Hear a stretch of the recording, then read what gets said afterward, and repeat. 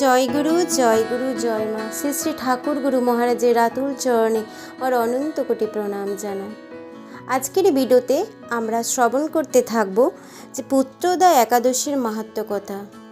পুত্রদা একাদশীর মাহাত্ম্যের ফলে আমরা যখন এই পুত্রদা একাদশী পালন করব, কিংবা আমরা যদি এই পুত্রদা একাদশী পালন নাও করতে পারি, যদি আমরা শ্রবণ করে থাকি, তার আমরা মাহাত্ম্য অর্জন করে থাকব।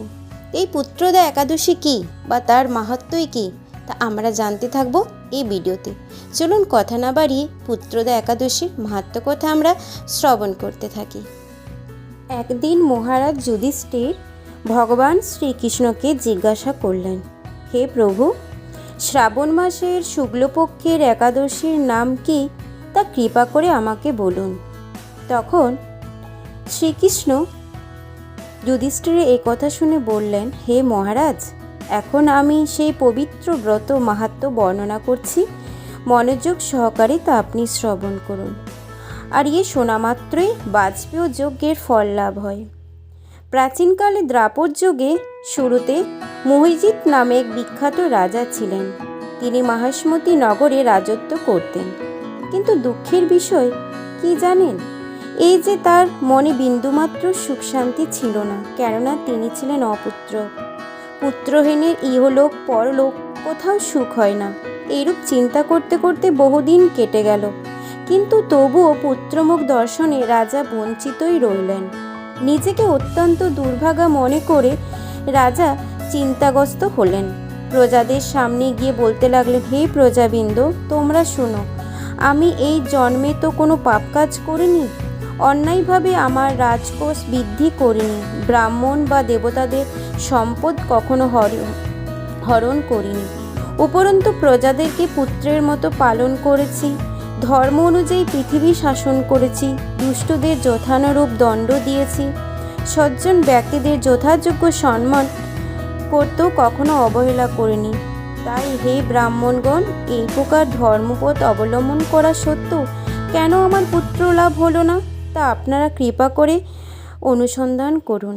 রাজার এই প্রকার কাতর উক্তি শ্রবণে ব্যথিত রাজভক্ত পুরোহিত ব্রাহ্মণগণ রাজার মঙ্গলের জন্য গভীর বনে ত্রিকালজ্ঞ মুনি ঋষির কাছে যেতে মনস্থ করলেন। বনের মধ্যে ঋষিদের আশ্রয় সকল দেখতে দেখতে তার এক মুনির সন্ধান পেলেন।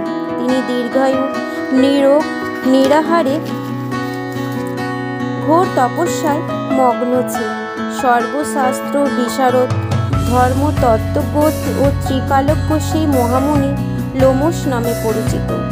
ব্রহ্মার এই কল্প অতিবাহিত হলে মণিবরের গায়ের একটি লোম পরিত্যক্ত হতো। এই কারণে এই মহামুনির নাম ছিল লোমশ। তাকে দেখে সকলেই ধন্য হলেন। তারা পরস্পর বলতে লাগলেন যে, আমাদের বহু জন্মের সৌভাগ্যের ফলে আজ আমরা এই মুনিবরের সাক্ষাৎ লাভ করলাম।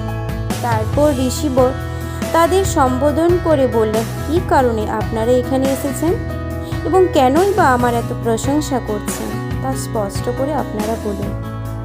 আপনাদের যাতে মঙ্গল হয় তা আমি নিশ্চয়ই চেষ্টা করব।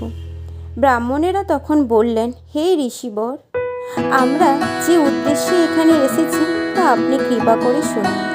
এই পৃথিবীতে আপনার মতো শ্রেষ্ঠ ব্যক্তি আর কোথাও নেই। মহিজিৎ নামে এক রাজা নিঃসন্তান হওয়ায় অতি দুঃখে দিন যাপন করছে। আমরা তার প্রজা। তিনি আমাদেরকে পুত্রের মতো পালন করেন, কিন্তু তিনি পুত্রহীন বলে আমরা সবাই মর্মাহত। তার দুঃখ দূর করতে আমরা এই বনে প্রবেশ করেছি। হে ব্রাহ্মণ শ্রেষ্ঠ, রাজা যাতে পুত্রের মুখ দর্শন করতে পারেন, কৃপা করে তার কোনো উপায় আমাদের বলুন। তাদের এই কথা শুনে মুনিবর ধ্যানমগ্ন হলেন। কিছু সময় পরে রাজার পূর্ব জন্ম বৃত্তান্ত বলতে লাগলেন। এই রাজা পূর্বজন্মে এক দরিদ্র বৈশ্য ছিলেন। একবার তিনি একটা অন্যায় কার্য করে ফেলেন। ব্যবসা করবার জন্য তিনি এক গ্রাম থেকে অন্য গ্রামে যাতায়াত করতেন। একসময় জ্যৈষ্ঠ মাসের শুক্লপক্ষের দশমীর দিনে কোথাও যাওয়ার পথে তিনি অত্যন্ত তৃষ্ণার্ত হয়ে পড়েন। গ্রাম প্রান্তে একটি জলাশয় তিনি দেখতে পান। সেখানে জলপানের জন্য যান। একটি গাভী তার বাছুর সেখানে জলপান করছিল। তাদেরকে তাড়িয়ে তিনি নিজেই জলপান করতে লাগলেন। এই পাপকর্মের ফলে তিনি পুত্র সুখে বঞ্চিত হয়েছেন, কিন্তু পূর্বজন্মের কোনো পুণ্যের ফলে তিনি এরকম নিষ্কণ্ঠক রাজ্য লাভ করেছেন। হে মুনিবর, শাস্ত্রে আছে যে পুণ্য দ্বারা পাপ ক্ষয় হয়, তাই আপনি এমন একটি পুণ্যব্রতের উপদেশ করুন যাতে তার প্রারব্ধ পাপ দূর হয় এবং আপনার অনুগ্রহে তিনি যেন পুত্র সন্তান লাভ করতে পারেন। লোমশ মুনি বললেন, শ্রাবণ মাসের শুক্লপক্ষের পবিত্র রোপিণী একাদশী ব্রত অভীষ্ট ফল প্রদান করে। আপনারা যথাবিধি তা সকলে পালন করুন। লোমশ মুনির উপদেশ শুনে আনন্দ চিত্তে গৃহে